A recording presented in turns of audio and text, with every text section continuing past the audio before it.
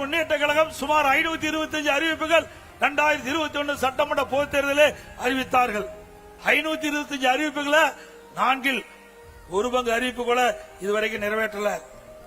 ஆனா ஸ்டாலின் எப்பொழுது பார்த்தாலும் அமைச்சர் சகாக்கள் திராவிட முன்னேற்ற கழகம் அறிவிக்கப்பட்ட அறிவிப்புகள்ல 98% அறிவிப்புகள் நிறைவேற்றப்பட்டதாக ஒரு பச்சை பொய் சொல்லிட்டு இருக்காங்க. நிறைவேற்றிருக்காங்களா? பொய் தானே. இன்றைக்கு நம்முடைய நகரத்தில் இருக்கின்ற வாழ்கின்ற மக்கள் அவருடைய கல்விக்காக வங்கியிலே கடன் வாங்கின கடன் ரத்து பண்ணிருக்காங்களா? இது திராவிட முன்னேற்ற கழக தேர்தல் அறிக்கையிலே குறிப்பிட்டிருக்கார்கள். திராவிட முன்னேற்ற கழகம் ஆட்சிக்கு வந்தா அந்த கல்வி கடன் ரத்து செய்யல.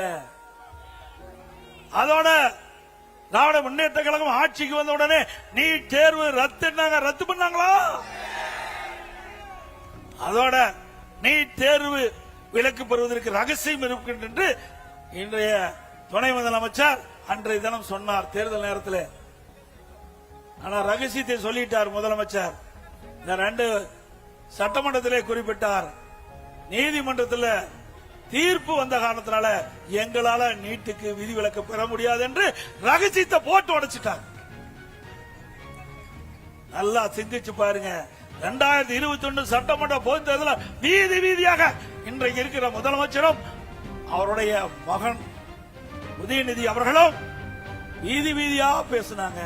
திராவிட முன்னேற்ற கழகம் ஆட்சிக்கு வந்தால் நீட் தேர்வு ரத்து செய்யப்படும் என்ற வாக்குறுதியை கொடுத்து இந்த இளைஞர்களையும் அவருடைய பெற்றோர்களை ஏமாற்றி வாக்குகளை பெற்று ஆட்சிக்கு வந்து இந்த அரசாங்கம் திமுக அரசாங்கம் சிந்தித்து பாருங்க.